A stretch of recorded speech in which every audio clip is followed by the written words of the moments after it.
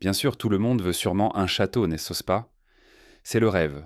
Un château entier pour soi, on se sentirait comme une princesse Disney. Le problème, c'est qu'ils sont chers.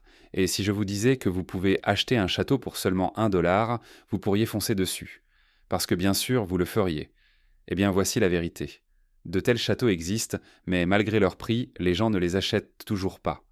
Voici les 20 châteaux que personne ne veut acheter, même pour 1 $. Numéro 20. Château de Bodium. Nous voici de retour en Angleterre dans l'un des châteaux abandonnés les plus fascinants et intéressants de la liste d'aujourd'hui. Le château de Bodium a été construit en 1385 par un chevalier de Richard II. Pour mettre cela en perspective, le gars a survécu à la peste noire, vous savez, la première version.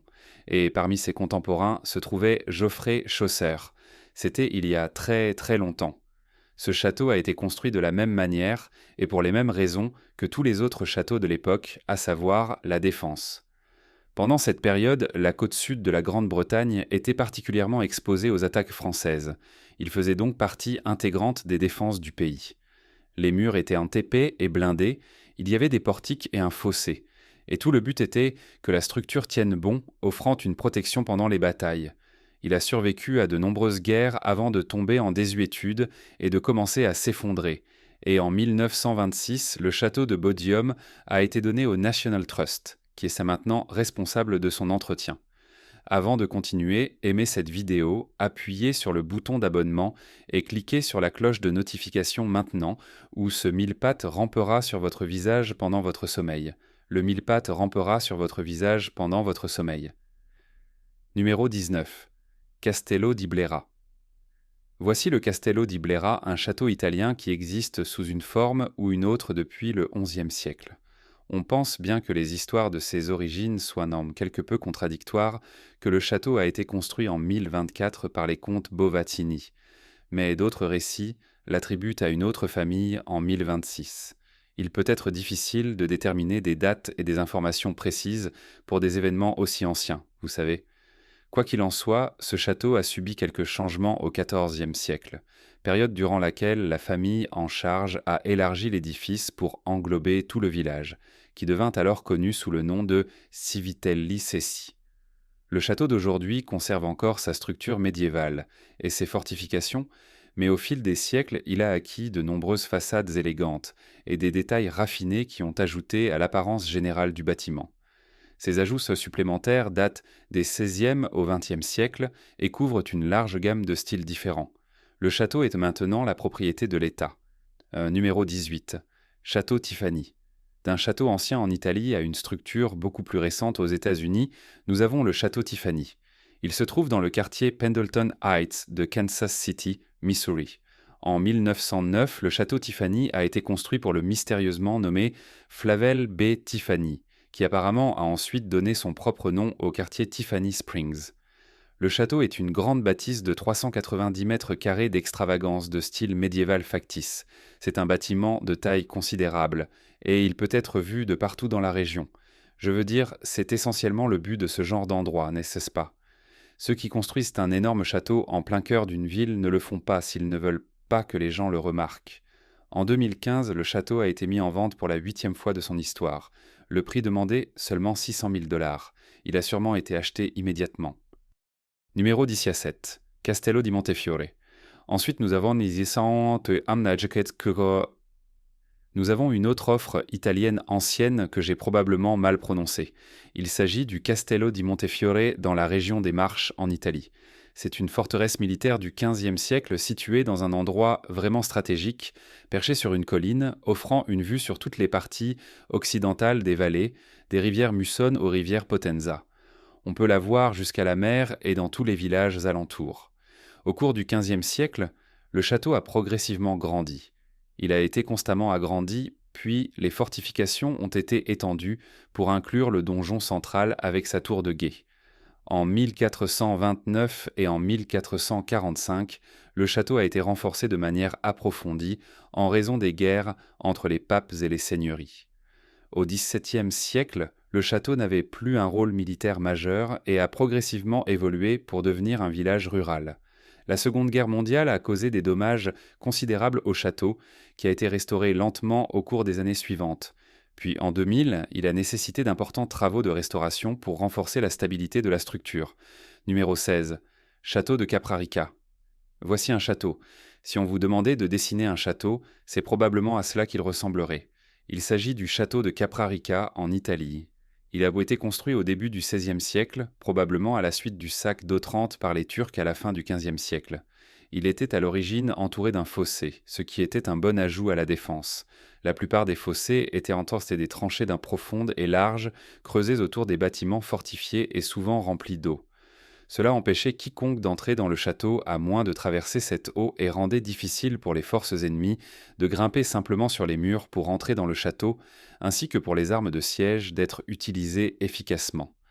Bien que le fossé n'existe plus, le reste du château reste similaire, du moins à l'extérieur, à ce qu'il a toujours été à travers l'histoire. Il a été construit avec de grandes plaques de calcaire, avec des tours rondes à chaque coin de la structure rectangulaire. Il y a de nombreuses pièces à l'intérieur du bâtiment, y compris 4 au rez-de-chaussée, 6 à l'étage, ainsi que de nombreuses salles de stockage et plusieurs cuisines. À l'intérieur des murs, il y a aussi un jardin et l'approvisionnement en eau pour tout le château. Numéro 15. Château de Québec. Ensuite, nous avons un hôtel à Québec, dans la ville de Québec, au Canada. Quel bonheur pour nous. Il s'agit du Fairmont-le-Château Frontenac, ou Château Frontenac, situé dans le Vieux-Québec, dans le quartier historique du Haut-Québec. L'hôtel a été construit sur mesure en 1893 par un architecte nommé Bruce Price et la Canadian Pacific Railway Company. Il comporte 18 étages et est situé en hauteur dans la vieille ville, dominant les rues en contrebas. En tant que l'un des premiers grands hôtels ferroviaires, il a été désigné site historique national du Canada dès 1981. Le design de l'hôtel est inspiré des châteaux médiévaux omniprésents dans les régions de France, et il possède même cette tour forteresse pour laquelle ils sont célèbres. Cet hôtel a essentiellement servi de modèle pour de nombreux autres hôtels construits dans ce style à la fin du XIXe siècle et au début du XXe siècle, à une époque où l'industrie du tourisme ferroviaire au Canada connaissait un véritable essor. Numéro 14, Château Kimball. Surplombant un lac dans le New Hampshire aux États-Unis, le château Kimball était l'ancienne résidence estivale du magnate des chemins de fer Benjamin Ames Kimball. Le domaine entier couvre 300 acres. Mais de nos jours, il a été divisé et une grande partie est gérée en tant que zone de conservation par la ville. Le château repose sur 20,1 acres et est privé. Comme beaucoup d'autres châteaux que nous avons vus aujourd'hui, il s'agit d'un édifice de style médiéval fictif, inspiré de l'idée classique française du château fort. Benjamin Kimball dirigeait les compagnies de chemin de fer dans la région au XIXe siècle. Il a construit le château ainsi que le reste du domaine à partir de 1894. Il y a vécu pendant les mois d'été jusqu'à sa mort en 1920. Ce château impressionnant de style médiéval a été construit en utilisant du granit local. Kimball a fait venir des tailleurs de pierre italiens pour construire la maison, en important également de nombreux autres matériaux d'Europe. À l'époque, cela a coûté 50 000 $. Une véritable aubaine, dirais-je. Je vais en prendre 3, merci. Numéro 13. Grenoble-Aumard. Ensuite, nous avons un château qui a eu des difficultés à attirer des acheteurs au fil des années. Il s'agit de Grenoble-Aumard, situé dans une région extrêmement éloignée et difficile d'accès de la péninsule supérieure. C'est apparemment la cabane en rondin la plus chère du monde, et elle a été mise sur le marché puis retirée à plusieurs reprises pendant de nombreuses années. L'idée romantique d'une cabane en rondin isolée est probablement plus agréable dans l'imagination que dans la réalité. Et lorsque son prix de vente a commencé à 40 millions de $, elle a eu du mal à intéresser qui que ce soit, même vaguement. Après quelques années, lorsque le prix demandé a été réduit encore et encore, il a eu des difficultés à attirer même vaguement des acheteurs intéressés. Au bout de quelques années, le prix a été réduit de plus de moitié à 19,5 millions de $, ce qui restait un prix inaccessible pour tout le monde, sauf pour quelques privilégiés. Alors, que pouvez-vous obtenir pour moins de 21 millions de $? Cette maison vient avec 415 acres, une maison en rondin et un mile de rivage privé. Le bâtiment a été construit en 1927 à partir de troncs de pin de l'Oregon par un homme d'affaires américain nommé Louis Graveret Kaufman. Aujourd'hui, il dispose d'une piscine, d'un verger, d'une éolienne, d'une cave à vin, d'un bain à remous et de plafonds de 24 pieds de hauteur. Mais il n'a pas non plus été correctement rénové. Son intérieur est profondément démodé, et tout doit être restauré. Ce n'est pas une tâche facile étant donné l'emplacement ridicule de l'endroit, mais au moins vous ne serez pas dérangé par des voisins bruyants. Numéro 12. Leap Castle, Irlande. Voici Leap Castle en Irlande. Il se trouve à un peu plus de 3,5 km au nord de la ville de Roscrea et à un peu plus de 6 km au sud de Canity. Leap Castle existe depuis des siècles et au cours de ces longues et tumultueuses années, il a été le théâtre de nombreuses hantises, l'inspiration de nombreuses histoires de fantômes et le lieu de nombreuses séances. Il est connu pour être un endroit où des morts horribles se sont produites, y compris un empoisonnement de masse lors d'une lutte de pouvoir au sein du clan O'Carroll. Le château est tombé en ruine et était en délabrement lorsqu'il a été vendu à l'historien australien Peter Bartlett en 1974. Après cela, Bartlett et un constructeur nommé Joe Sullivan ont commencé un énorme travail de restauration pour améliorer le château. Ils ont consacré des années, jusqu'à la mort de Bartlett en 1989, à restaurer le château, et pendant ces travaux de restauration, ils ont découvert de nombreux secrets sombres du château, dont la soi-disant chapelle sanglante, qui aurait été hantée par un prêtre. À l'intérieur de la chapelle sanglante, ils ont également mis au jour une chambre secrète remplie de squelettes humains, et il semblait que cette chambre avait été une sorte de donjon qui servait aussi de méthode de meurtre. Les prisonniers tombèrent à travers une trappe sur des pieux en bois qui perforaient à main leur corps, les laissant mourir lentement et douloureusement. Quelle est histoire charmante, n'est-ce pas? Numéro 11. Chillingham Castle. Chillingham Castle est situé dans le Northumberland, dans le nord de l'Angleterre, et il a été la maison des familles Grey et Bennett du XVe siècle jusqu'aux années 90. Le vaste parc clôturé sur les terrains du château est l'endroit où sont gardées les raretés des vaches de Chillingham. Il y a environ 130 de ces vaches blanches dans le parc. Le château est classé au grade 1 sur la liste du patrimoine et les terrains sont classés au grade 2. Cela signifie qu'ils sont considérés comme ayant une importance historique pour l'Angleterre et sont soumis à des réglementations strictes concernant leur conservation et leur utilisation. Le château est dit être le plus hanté de tout le Royaume-Uni. Il existe des dizaines d'histoires de fantômes associées à cet endroit, et il a abrité des donjons et des chambres de torture qui ont toutes vu leur juste part d'utilisation au fil des ans. Certains des fantômes seraient censés hanter l'endroit, notamment le garçon bleu, dont on peut entendre les gémissements dans les couloirs, et il y a aussi la dame blanche qui hante le garde-manger. De plus, la dame solitaire Mary Berkeley. Naturellement, le château organise une visite fantomatique très populaire, si vous aimez ce genre de choses. Numéro 10. Le château de Good Hope.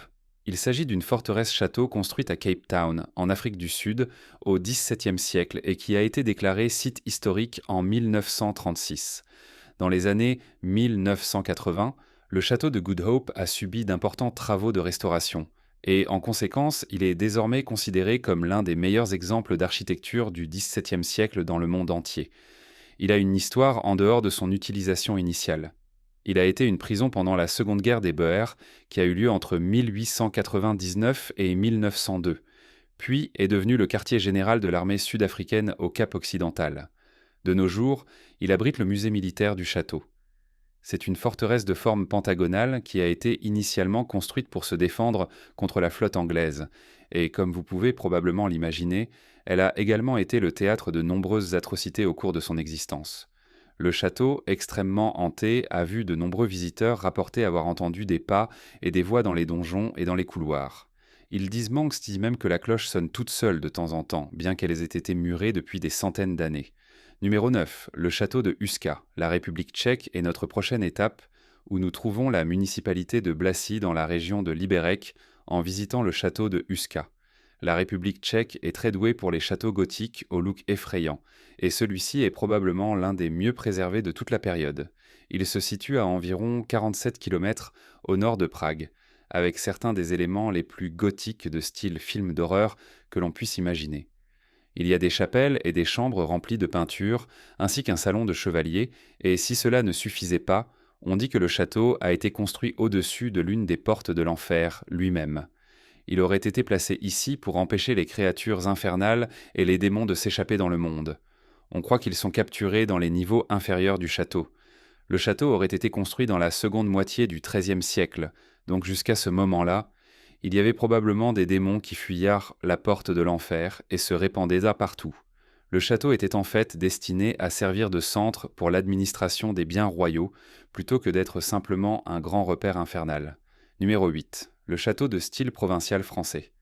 Nous voilà à nouveau aux États-Unis, un pays qui admire grandement les châteaux de l'Europe médiévale, mais qui manque quelque peu de ses propres forts anciens imposants. Ainsi, il a produit de nombreux faux châteaux au fil du temps. Il s'agit en réalité d'une maison dans le nord du Bronx à New York, construite en 1926 dans le style provincial français. Mais malgré ses caractéristiques uniques évidentes, il s'avère qu'un immense château français n'est pas toujours le genre de maison que tout le monde s'empresse d'acheter. Cette maison particulière a été mise en vente plusieurs fois depuis 2009, chaque fois à un prix légèrement réduit. Elle a commencé à 3,5 millions de dollars et a progressivement baissé, bien qu'elle ne soit toujours pas dans la fourchette de prix des simples mortels comme vous et moi. Le château lui-même possède des murs en pierre de 30 pouces d'épaisseur, qui ont été fabriqués à partir des ruines d'un château croate. Ils ont été transportés par des lignes maritimes italiennes en tant que ballast, ce qui était la société du propriétaire initial. Malgré sa construction folle, le château contient des éléments de la vie moderne, avec une cuisine contemporaine, une immense salle à manger formelle et les accessoires habituels de la vie moderne. Oh, et il y a aussi une tourelle, bien sûr. Numéro 7. Château de Berghelz. Voici le château de Berghelz, un château médiéval situé dans les collines entre Koblenz et Trèves en Allemagne. Il appartient à la famille Elz depuis le XIIe siècle et est l'un des 3 seuls châteaux de la région à être toujours debout dans sa forme originale, n'ayant jamais été détruit. Même pendant la guerre de 30 ans avec la France, il a évité la destruction grâce à des efforts diplomatiques habiles, alors que les Français faisaient un sauter et détruisaient presque tous les autres châteaux de la région du Rhin. Il se dresse sur un rocher de 230 pieds de haut, entouré d'une rivière sur 3 côtés. Toute la zone autour a été déclarée réserve naturelle depuis l'an 2000. Le château lui-même est se divisé en plusieurs parties, appartenant à différentes branches de la famille. Il a été construit à cet endroit pour offrir une vue sur la vallée et la rivière. Et c'était un lieu stratégique important, car la rivière était une route majeure reliant les rivières Moselle et Eifel. Numéro 6. Le château de Pajama. Si un château ressemblait à celui d'un conte de fées, celui-ci pourrait bien être celui-là. Voici le château de Pajama, situé dans le centre-sud de la Slovénie, construit littéralement à l'entrée d'une grotte dans la vaste région karstique rocheuse du pays. Cela offrait une protection naturelle à une grande partie du château, mais cela crée aussi une vue assez épique, n'est-ce pas ?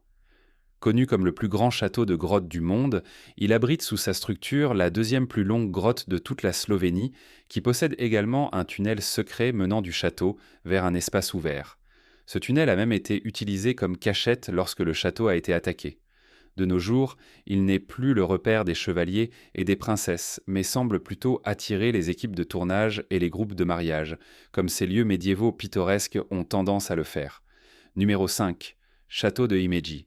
Cette fois-ci, nous sommes au Japon et visitons le plus grand château du pays.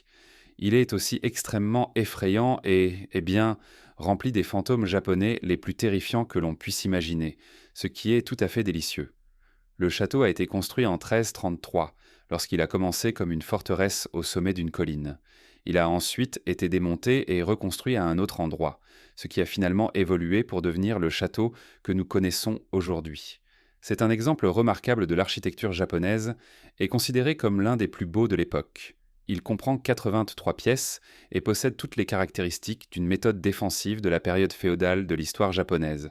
Il a été rénové une nouvelle fois en 1581, lorsqu'une tour de 3 étages a été ajoutée à la structure existante. La tradition de raconter des histoires de fantômes terrifiantes a tendance à se produire pendant les mois d'été au Japon, en particulier autour de la fête d'Obon. C'est à ce moment que l'on croit que les esprits marchent sur Terre.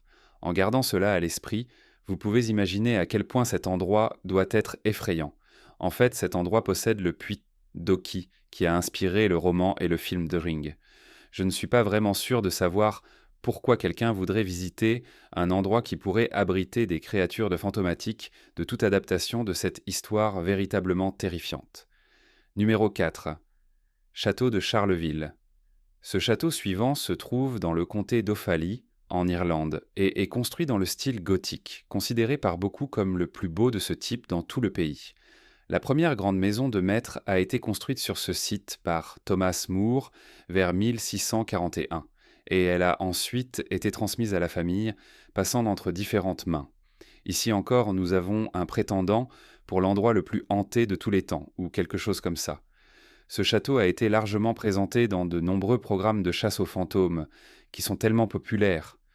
Vous savez, ceux où ils éteignent toutes les lumières, enfin, se faufilent ça dans les coins, se cognent contre des objets et se font peur, comme des adolescents au début d'un film d'horreur. Quoi qu'il en soit, le château possède des antécédents historiques solides. Il est situé dans certaines des plus anciennes forêts d'Irlande. Ces bois de chêne étaient un lieu habité par les druides. Le château est passé d'une maison de maître à la grande construction qu'il est aujourd'hui, lorsque Charles William Bury, comte de Charleville, l'a fait construire dans le style du revival gothique du début du XIXe siècle. Numéro 3. Le château de Petersay. Ce château a été construit dès le XVIIe siècle et est souvent considéré comme le plus grand château de toute l'Europe. C'est un titre qui devient de plus en plus compétitif, n'est-ce pas? Quoi qu'il en soit, nous voilà dans un endroit qui a changé de main entre les nations européennes à maintes reprises depuis sa construction. Il a servi de lieu de tournage pour la version de 1978 des Trois Mousquetaires et c'est assez ironique si l'on considère que ce n'était pas un château français, mais qu'il a été plus français que ceux que l'on trouve peut-être en France. Ou peut-être était-il simplement moins cher en raison de sa situation en Europe de l'Est. Qui peut vraiment dire? Le château est situé dans l'Ukraine actuelle et est une forteresse qui est utilisée comme bâtiment résidentiel. Construit en pierre et en briques, la structure a été réalisée dans un style de palais fortifié, je pense, et possède une signification stratégique de par sa position sur le côté nord des collines, surplombant la rivière Star.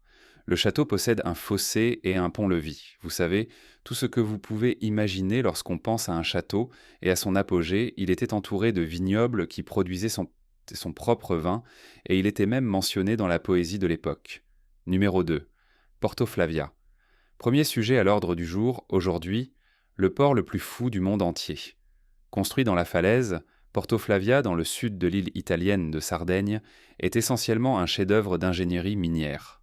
Le port ressemble à un château construit littéralement dans la pierre au sommet de la falaise, et il a été conçu de sorte que les travailleurs de la mine puissent en faire descendre le minerai de zinc et de plomb directement sur les navires de charge qui attendent en bas. Une opération minière a lieu ici depuis les années 1600, mais au début des années 1920, les techniques minières modernisées ont permis d'extraire plus de minerais que ce qui pouvait être transporté et distribué auparavant. Il est donc devenu nécessaire d'innover le transport du minerai pour rendre l'opération plus efficace. C'est alors qu'ils ont décidé de créer ce port en bord de falaise. Il a été construit en 1924 et reliait les mines par des trains souterrains à un tunnel qui s'ouvrait juste au-dessus de la mer en dessous. Il a fallu quelques années pour construire le port et les tunnels qui y menaient. Mais une fois achevé, il a réduit les coûts de transport pour la société de 70%. Dans les années 1970, le port a commencé à décliner et l'exploitation minière dans la région touchait à sa fin, et le port a fermé ses portes dans les années 1990. Aujourd'hui, c'est une simple destination touristique offrant des visites guidées. Numéro 1, le château Casaloma. Et enfin, nous voilà au milieu de Toronto, dans un château de style néo-gothique qui est apparu dans des dizaines de films. Il s'agit de Casaloma, qui est apparu dans Harry Potter, La Belle et la Bête, Scott Pilgrim, X-Men et bien d'autres encore. L'architecture du bâtiment se prête bien au cinéma et a été utilisée de nombreuses façons différentes. Ah, et bien sûr, il est également prétendument hanté. Il y a tellement de phénomènes de fantômes qu'il est plus célèbre pour ses hantises que pour ses apparitions dans les films. Le propriétaire original, un certain Henry Palette, serait l'un des fantômes de Casaloma. Sa femme, Lady Mary, serait également vue traînant dans les parages. Mais l'apparition fantomatique la plus fréquemment citée est celle d'une domestique qui serait morte au début des années 1900, lorsqu'on a recensé plus de 60 000 décès dus à la grippe à Toronto. Malgré son apparence architecturale, le lieu est un peu bancal. Il est dans un style d'une époque bien antérieure à sa construction et il est situé en plein centre du centre-ville de Toronto. Et même son nom est un peu incorrect. C'est de l'espagnol mal utilisé pour Maison de la Colline. Lorsqu'il a été construit, le château était la plus grande résidence privée du Canada, avec 98 chambres réparties sur une surface totale de 64 700 pieds carrés. Il a fallu 3 années entières et 299 travailleurs pour le construire, à un coût d'environ 3,5 millions de dollars. De nos jours, le château est surtout utilisé comme lieu de mariage, et il abrite un musée ouvert pendant la journée, tout en organisant des événements privés le soir, attirant sans doute des couples à la recherche de fantômes. Mais qu'en pensez-vous? Voudriez-vous le visiter après la tombée de la nuit? Et voilà, c'est tout pour les plus grands et les plus fous châteaux du monde. Lequel de ces châteaux serait votre maison de rêve? Et lequel serait votre pire cauchemar? Je veux dire, imaginez tout ce ménage à faire. Comme toujours, vous pouvez me faire part de vos pensées dans la section des commentaires ci-dessous. Assurez-vous de jeter un coup d'œil aux autres trucs sympas qui s'affichent l'écran en ce moment, et je vous verrai la prochaine fois.